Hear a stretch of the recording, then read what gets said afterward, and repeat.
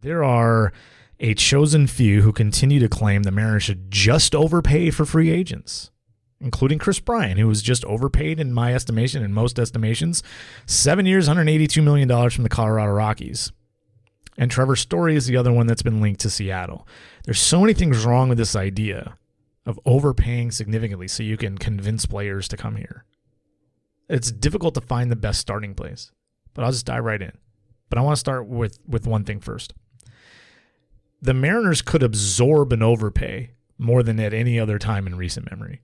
Significantly more than when they signed Robinson Cano to that big deal because of all the financial flexibility. But here's why they still shouldn't do it. Not significantly. Like, if it takes $150 million instead of $135 million, like, we're not talking about significant. I'm talking about giving a guy like Bryant. Bryant was probably worth $125 million on the market. He got $57 million more than that. If we're talking about like 20 to 30% or more what market value is, I mean, it's dangerous.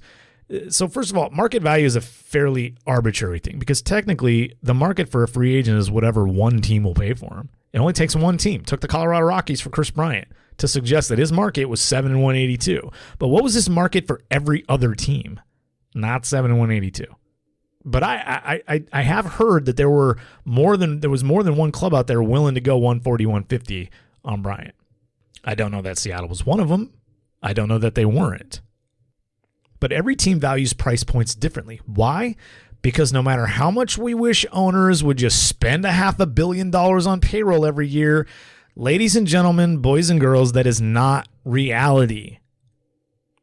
It's not reality. If you want to be one of those fans that's just like, well, they should just sign every free agent there is. They should just spend $400 million. Great. Congratulations that you agree with everybody on the planet. Do you want to talk baseball? Or do you want to talk about how you hate rich owners that don't spend enough money? Because those two are different things. Teams have budgets. It sucks, but they have budgets. Jerry Dipoto has a budget. And because every team has a little bit of a different budget, price points mean different things to them. $150 million for the Dodgers means one thing. $150 million to the Pirates is another. General managers have to keep their budgets in mind. If you believe Trevor Story, if you're a club out there and you have evaluated and you think Trevor Story is worth a maximum of $150 million over 6 years, just for example, but to get him to sign with you, it takes 7 and 190, then you're admitting that you're paying 25% more than the player is likely to be worth. So on the field, he has little chance to offer you the value that you hope for. You've already painted yourself in a corner there. And in order to make up for that, you have to get more value elsewhere. Hey, it's Jason Churchill. To get the full episode, as well as every other episode of the podcast, past and future, subscribe for as little as $5 per month by going to bit.ly/getthepod. That's bit.ly/getthepod, all one word. A link you can also find on my Twitter profile. Hey, thanks for checking out Baseball Things.